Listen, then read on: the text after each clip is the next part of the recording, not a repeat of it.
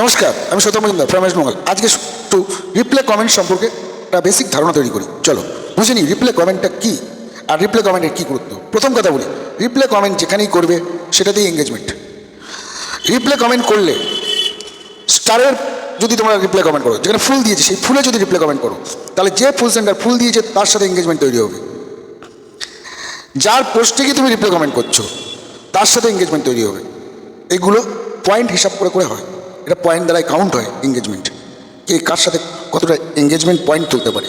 তাই বলবো তোমরা রিপ্লে কমেন্টের দিকে নজর দাও, মানে অন্যের পোস্টে রিপ্লে কমেন্ট করার চেষ্টা করো। কিন্তু রিপ্লে কমেন্টে ব্লক দেয়, রিপ্লে কমেন্ট করলে কিন্তু ব্লক দেয় ফেসবুক।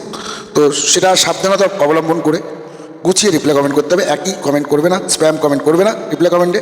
আশা করছি তোমরা এগিয়ে যেতে পারবে। চেষ্টা করবে যে কোনো পোস্টে 2 থেকে 3টে রিপ্লে কমেন্ট করবে, তার বেশি নয়।